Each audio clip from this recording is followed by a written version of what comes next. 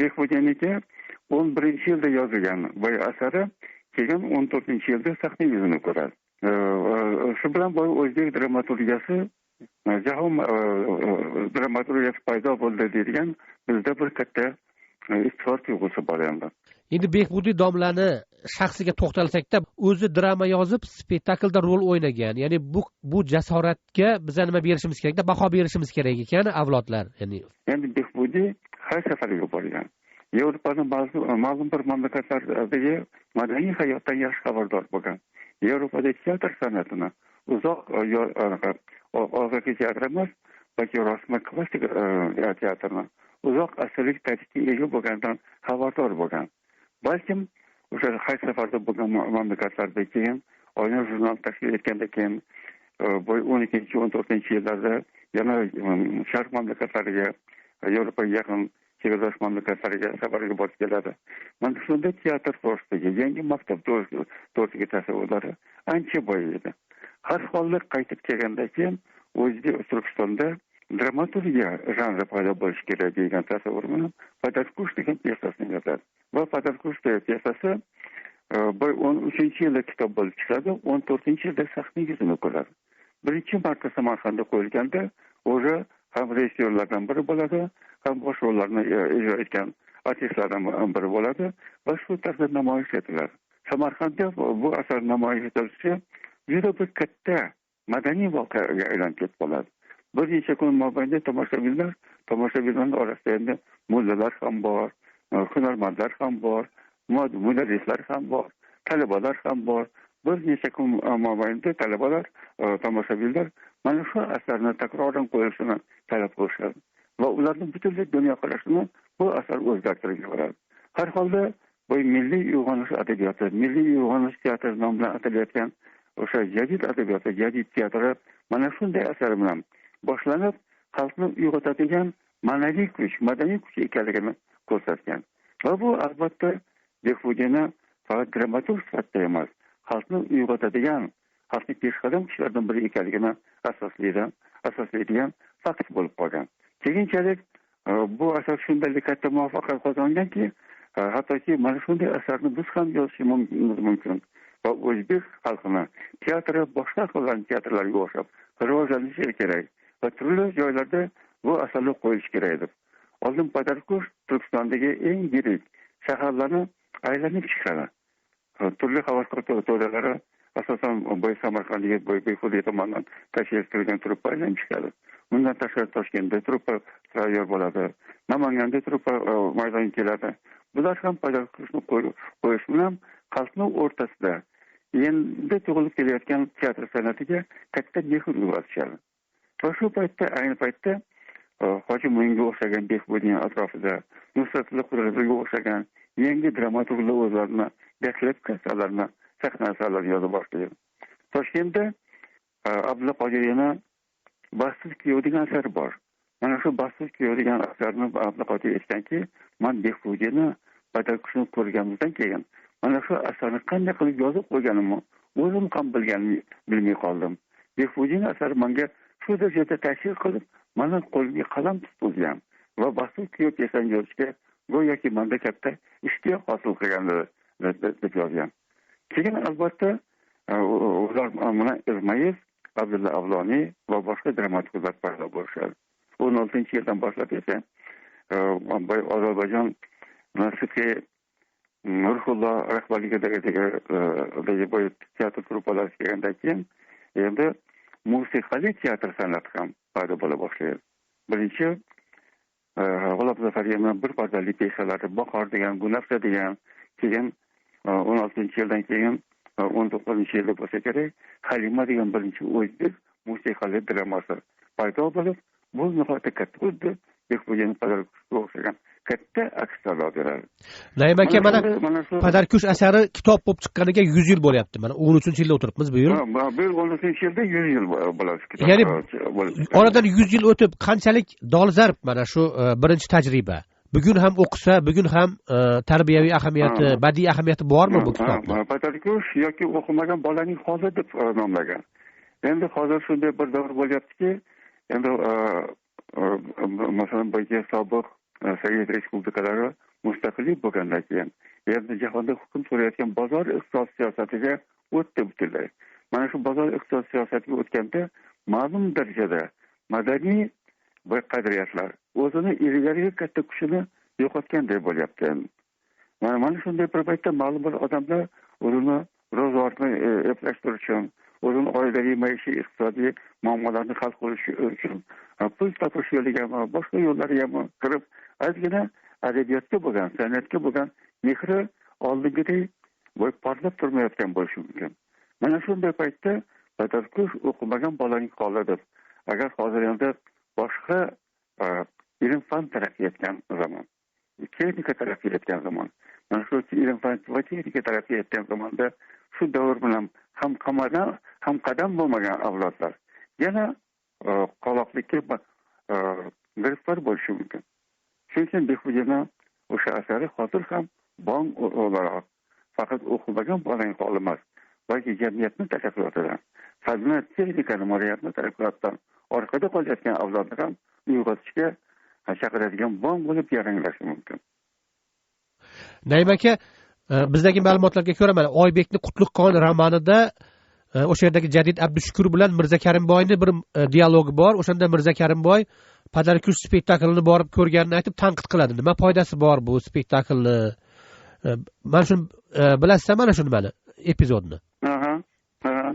Ya'ni bu qanchalik negativ qarshilangan, ya'ni o'sha paytda bu nimani Behbudiyni nimasi? Bu Abdushukur Mirza Karimboyni olib bormaydi. Abdushukur Mirza Karimboyning o'g'lini, qaysi bir o'g'lini tarif qilib olib boradi. O'sha o'g'li davrada Mirza Karimboy boshqa boylar yig'ilib o'tirgan paytda o'g'li yaqinda mana Abdushukur aka mana bir teatrga olib bordi. Lekin bu teatrda men nima narsani olganini bilmayman. Bizga bu teatrni boylar uchun nima keragi bor?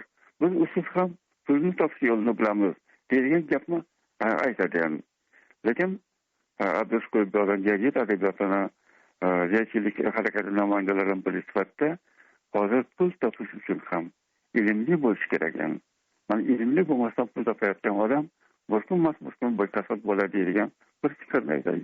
Hozir uni aniq aytolmayman, lekin shunga o'xshash fikrni aytish yo'li bilan Mirza Karimda o'zi jaydlar tomonidan nashr etilayotgan qaysi bir gazetaga Mirza Karimdan pul olish maqsadida kirgan bo'ladi.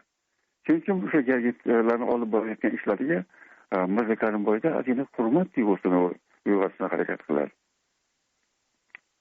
Lekin o'sha paytda yomon qarshilanganda, mana ko'p mana uni dahriy deb e'lon qilishgan Behbudiyni, keyin oxir-oqibatda qatl qilindi Qarshida. Ya'ni buni fojiasi, ya'ni bu Behbudiyning fojiasiga to'xtalsangiz, biografiyasini yaxshi bilasizmi, Naim aka? Endi Behbudiyning qatl etilishi bu Patarkush bilan bog'liq emas. Behbudiyning qatl etilishi to'g'risida hozir bir qancha versiyalar bor. Har holda boy 17-yildan keyin endi Chor hokimiyatining o'rniga Sovet davlati keldi. Bolsheviklar tarix sahnasiga keldi. Mana shu o'tgan agar 17-yil ular kelgan bo'lsa, 19-yili 2 yil ichida bolsheviklar ham Chor hokimiyatini amaldorlardan farq qilmasligini, ular ham mustamlakachilikni yangi bir sharoitda davom ettirmoqchi bo'lganligini ko'rsatib qo'yishdi. Shundan keyin Behbudiylar biz baribir o'zimizni mamlakatimizni mustaqillikka erishmaydigan bo'lsak, bu avlodlarning oldida biz vijdonimiz azob chekadigan maqsad bilan Antanta davlatlarini aloqa o'rnatmoqchi bo'ladi. Antanta davlatlarini aloqa o'rnatmoqchi bo'ldi. Bizlarni hozir o'rganishimizga qaraganda Samarqanddan Behbudiy o'zini do'stlari bilan kelib, Bokuda bizni Saidnosir Mirjalilov degan Oybek domlaning qaynotasi bo'lgan. Tadbirkor, Milliy istiqlol tashkilotini va Sho'ro istiqlol tashkilotini xazinachilardan biri, Turkiston muxtoriyati hukumatining xazinachisi. Ana o'sha ham mustaqillik uchun kurashayotgan odamlar bo'lgan. Ular ikkalasi Bokuda uchrashib, keyin Turkiyaga qarab, bizning fikrimizga qaraganda Amerikan prezidenti Vilson bolsheviklar qarshi kurashayotgan kuchlarning rahbarlarini Turkiyadagi Shahzoda orollariga taklif qilgan ekan radio orqali.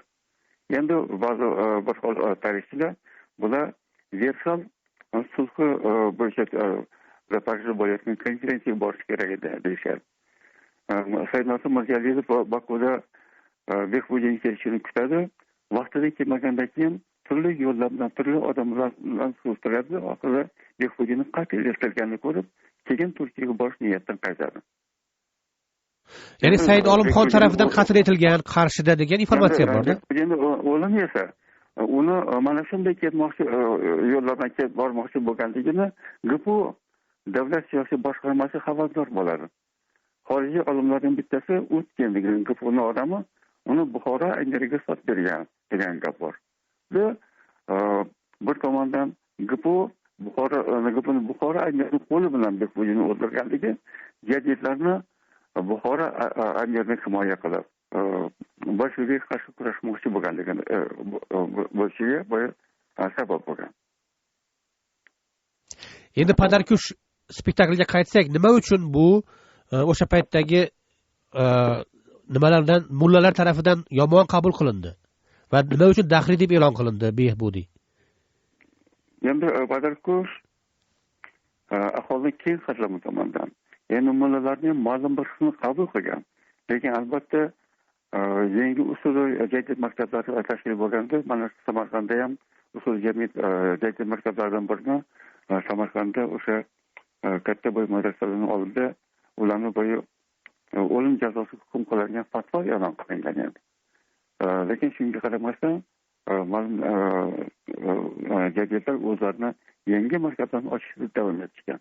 Endi Behbudiyni ham o'lim jazosiga hukm qilganligi to'g'risida aniq bir fatvo berilganligini man ham boshqa adabiyotchilar ham bilmaydi. Lekin juda ko'pchilik Behbudiyni asarini yaxshi kutib olgan. Orasida bitta ikkita o'sha johil ruhoniylar qarshi bo'lgan bo'lishi mumkin. Ular lekin katta kuchga ega bo'lgan emas. Agar Behbudiyning asari 14-yilda qo'yilgan bo'lsa, 19-yilgacha o'sha Buxoro amirini yodlarlar tomonidan Behbudiy o'ldirilgunga qadar Buxoro amiri ham boshqalar ham mana Behbudiyning hayotiga suiqasd uyushtirilgan emas.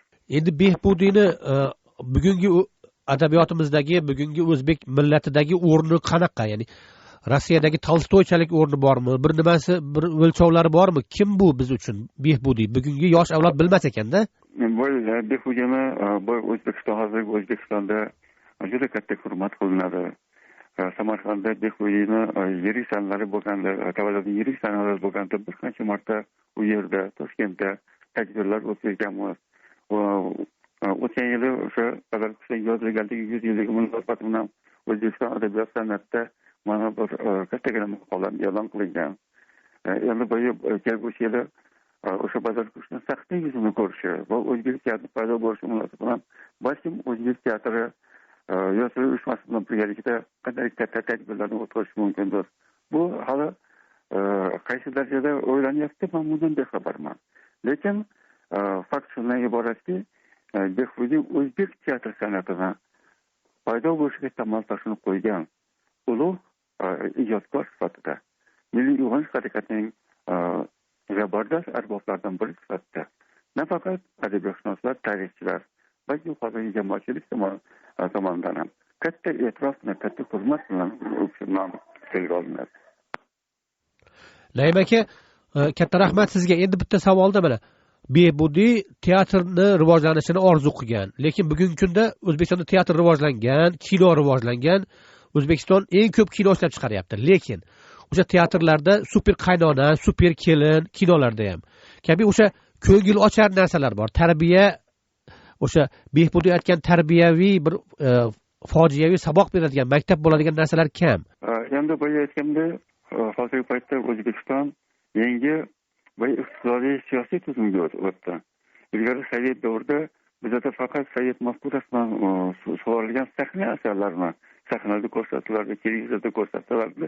Xalq mafkurlashgan adabiyotdan anchagina charchagan.